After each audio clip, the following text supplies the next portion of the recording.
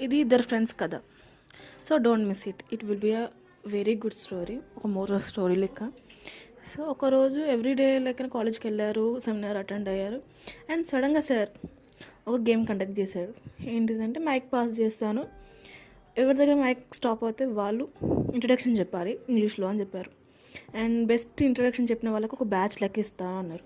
ఈ ఇద్దరు ఫ్రెండ్స్ ఏమనుకున్నారు, అందరు మనకన్నా మంచిగా చెప్తారు, సో మనకి రాదులే అనుకున్నారు. బట్ అక్కడ చూస్తే అందరూ భయపడకుండా నేను చెప్పను అన్నారు. అప్పుడు ఇద్దరు ఫ్రెండ్స్ ముందుకు వచ్చి మేమిద్దరం ట్రై చేస్తాం సార్ అని చెప్పారు. వాళ్ళ ఇంట్రడక్షన్ బెస్ట్ అనలేమో, బెటర్ ఇచ్చారు. స్టిల్ వీళ్ళు ఏమనుకున్నారు, మనం బెటరే ఇచ్చినాం, సో మనకి రాదా బ్యాచ్ అనుకున్నారు. ఫర్ ద లాస్ట్ ట్విస్ట్ ఏంటంటే ఆ బ్యాచ్ వాళ్ళ దగ్గరికి వచ్చింది. సో ఈ స్టోరీ నుంచి మనం మొరల్గా ఏం నేర్చుకోవచ్చు, ఎప్పుడైనా ఏ ఛాన్స్ వచ్చినా మనం ట్రై చేయాలి. అది మనకు రాదు, మనకు వస్తుందో మనకు రాదో పక్కన పెడితే we should try it, we should give our best. So ఆ ఫ్రెండ్స్ నాకు రాదు, వాళ్ళు భయపడుతున్నారు నేను కూడా భయపడతాను అన్నట్టు అక్కడనే కూర్చుంటే వాళ్ళకి బెస్ట్ బ్యాచ్ ఇవ్వరు కదా.